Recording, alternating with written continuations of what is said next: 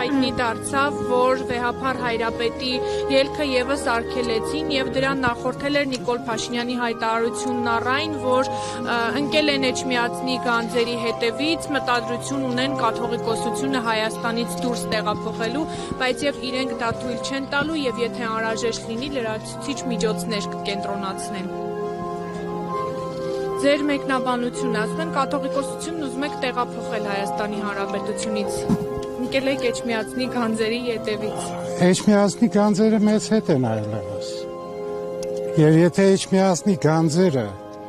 մենք կարող ենք Հայաստանից դուրս հանել, ուրեմն Հայաստանում պետություն չկա, չի կարող հսկել ոչ իր սահմանները, ոչ իր մաքսատները, դա ինչի մասին է խոսում։ Եվ ի վերջո շատ լավ գիտեք պատմությունից, որ 1441-ից երբ վերստին Մայրաթոռը վերադարձավ Հայաստան, 700 տարի է Հայաստանում է եւ հավիտենաբար Մայրաթոռը լինելու է Հայաստանում։ Եթե նույնիսկ ոմանց պատճառով Հայաստանի Հանրապետությունը չլինի։ Երբևէ Մայրաթոռը հայ հոգևորականը եւ հատկապես ամենայն հայոց կաթողիկոսը Հայաստանը չի լքի։ Սրբազան եւ ասում են կներես ասում ելքը քանի որ փակվել է կաթողիկոսի այնուամենայնիվ եպիսկոպոսած ժողովը տեղի է ունենալու թե ոչ եւ արդյոք կաթողիկոսի բացակայությամբ տեղի կարող է ունենալ եւ ինչպես կարող է ունենալ։ Ասեմ ձեզ բոլորիդ քաչ հայտնի է որ երեք ամենայն հայոց կաթողիկոսիներ շինծու քրեական վարույթի հիման վրա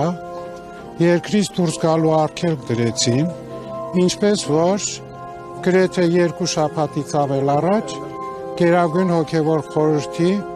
6 անդամ եպիսկոպոսների, արքեպիսկոպոսների վրա նույն այդ վարույթի հիման վրա, որոնցից մեկը ես եմ։ Եվ ամեն պարագային մեր եպիսկոպոսները հավաքվելու են Ավստրիայում, բնականաբար ամենայն հայոց կաթողիկոսի բացակայությամբ փոքրինչ փոխվում է եպիսկոպոսատ ժողովի կարգավիճակը, այն դառնում է եպիսկոպոսած հավաք, որտեղ մեր եպիսկոպոսները միևնույն է հավաքվելու են եւ քննարկելու են զանազան հարցեր հուզող մեր եկեղեցուն եւ հատկապես այսօրվա իրավիճակների հետ։ Որևէ մեկը չի կարող արգելք լինել մեր եպիսկոպոսներին որևէ տեղ հավաքվելու եւ նույնիսկ ոչ միայն հավաք, այլև ամենայն հայոց կաթողիկոսի գլխավորությամբ եպիսկոպոսած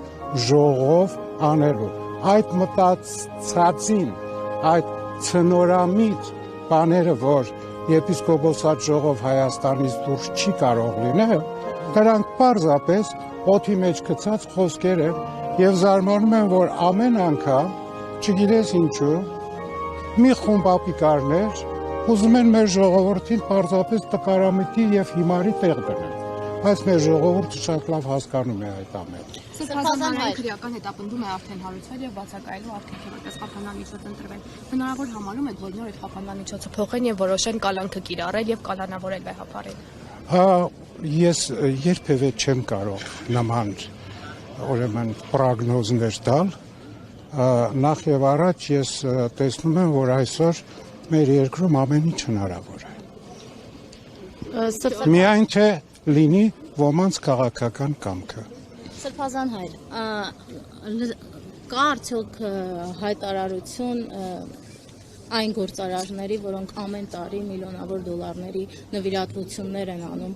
ի պայծառություն Մայրաթոռի, Սուրբ Էջմիածնի, վարչապետի հայտարարություններին հակադարձող հայտարարություն։ Վարչապետի հայտարարություններին բնավ հակադարձել անիմաստ է,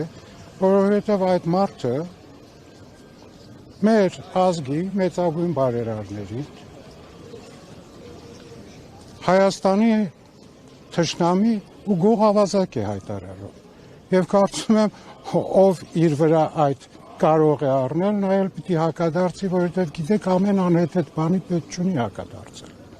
Այդ մարդկանց ճանաչում է ողջ ազգը եւ շատ լավ գիտի, թե նրանք ինչ նվիրվածությամբ են մշտապես եղել ոչ միայն եկեղեցու, այլև Հայաստանի Հանրապետության համար ինչեր են արել։ Դրա համար երևի օրը կգա, որ այդ մարդկանցից պետք կլինի ներողություն խնդրել։ Սրբազան Նիկոլ Փաշինյանը նաև ասում է, որ իրենք տեղեկություններ ունեն, որ հայ առաքելական եկեղեցու միջոցով գումարներ է գալիս եւ այստեղ քաղաքական նպատակներով է օգտագործելու։ Ինչպես կարձագանքեք։ Արձագանքելու բան չկա, սիրելիներս, նորից էլի ասում եմ, ձեզ ու մեզ հիմարի տեղ են ուզում դնել եւ իրենց քաղաքական հայտարարություններով շատ կարեւոր մի ժամանակաշրջանում պիտի անպայմանորեն այն հեղինակությունները, որ գոյություն ունեն Հայաստանում, ինչ որ ձևով նսեմացվեն եւ նեյտրալացվեն։ Ես չգիտեմ, թե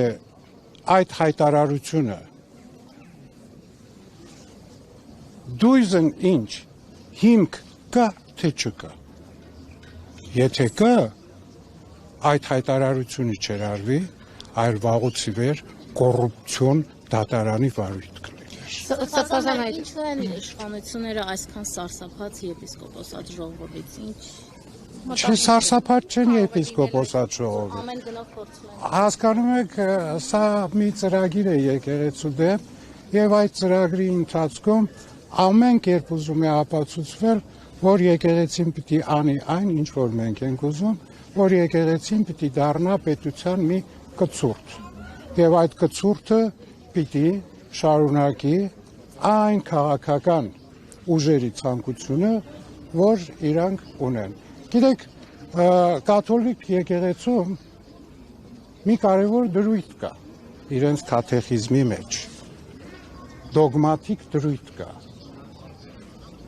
որ կաթոլիկ եկեղեցուց դուրս չկա փրկություն։ Հին թարգմանություններով չիկ փրկություն արտաքո կաթողիկ եկեղեցու։ Այսօր նման մի դոգմա մեր երկրում էլ է կարծես թե։ Չկա փրկություն որոշակի քաղաքական թիմից դուրս։ Իրավիճակի հանգուցալուծումն ինչպեսին պիտի լինի Սրբազան։ Եկեղեցու շուրջ ստեղծված իրավիճակի հանգուցալուծումն ինչպեսին պիտի լինի։ Սիրելիս, ինձ հարցեր եք տալիս, որը ես չեմ կարող պատասխանել, ես չեմ կարող պատասխանել եւ կարծում եմ, եթե նույնիսկ վերին ուժերին հարցնենք, նրանք էլ կդժվարանան պատասխանելու դրան, բայց ամեն պարագային եկեղեցին անկոտրում է, եկեղեցին իր հազարամյակների իր հազարամյակների նվիրվածության, իր տիրոջը, իր ազգին եւ իր պետությանն ու պետականությանը փոքր ինչ չի ընկրկելու եւ նահանջելու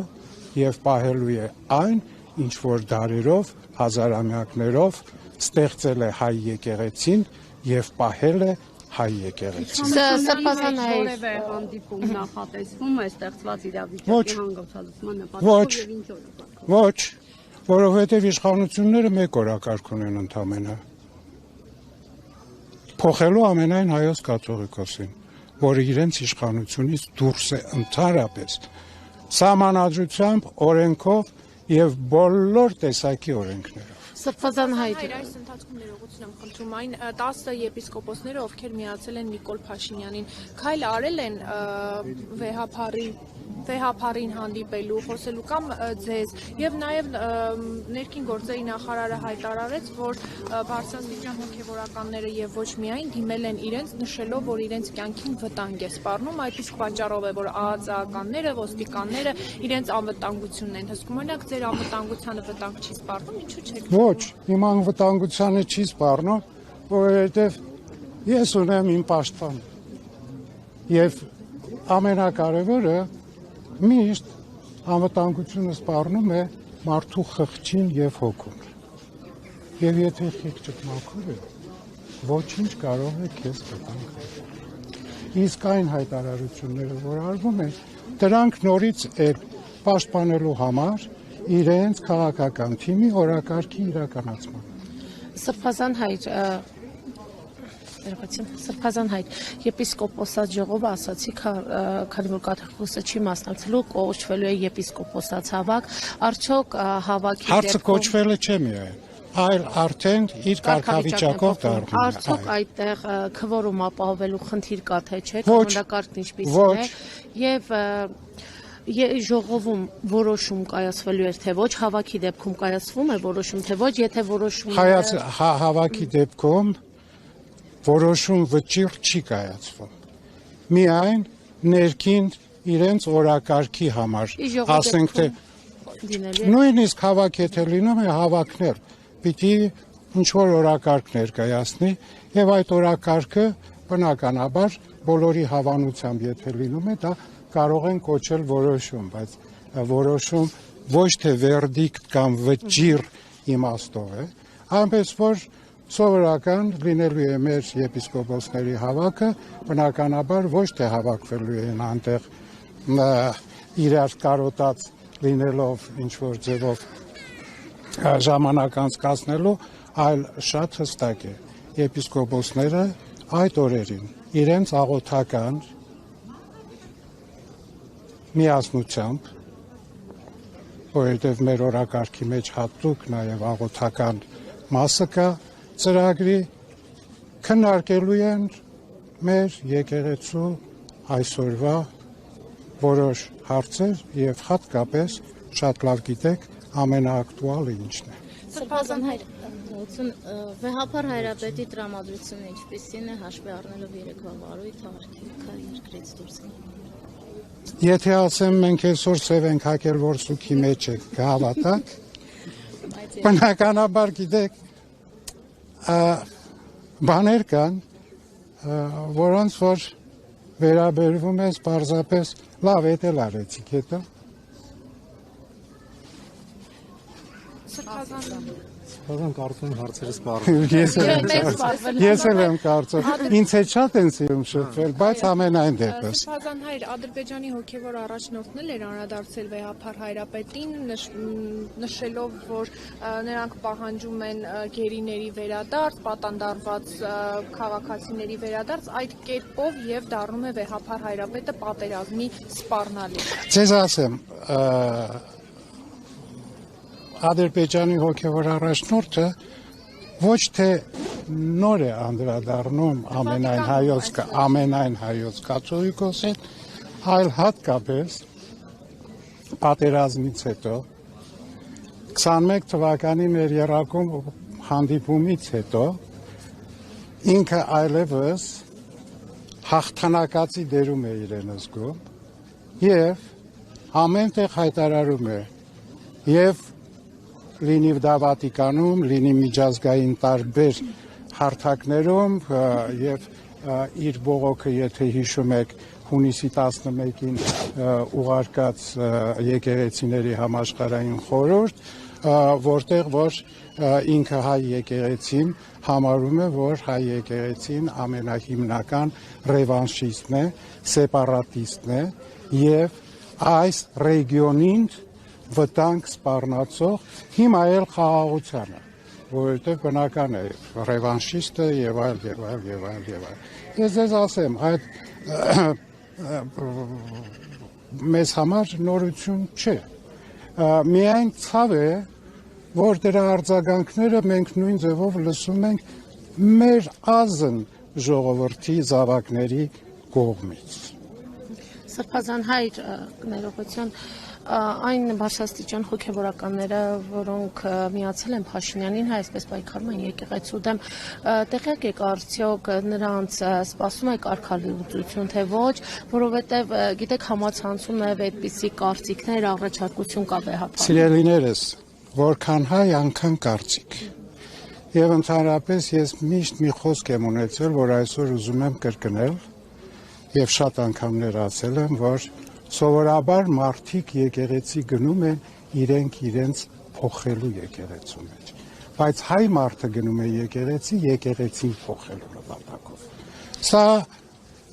գիտենք, որ այսօր որքան հայ, այնքան կարծիք, որքան հայ, այնքան որոշում։ Բնականաբար այս ամենի մասին մենք էլ այդքան ապիկար չենք, որ չմտածենք, չորոշենք ինչ անելու, բայց գիտեք ինչ է, եւ վերջը պիտի թույլ տրվի եկեղեցին իհարկին ժամանակի ինչ որ պետք է պիտի անի։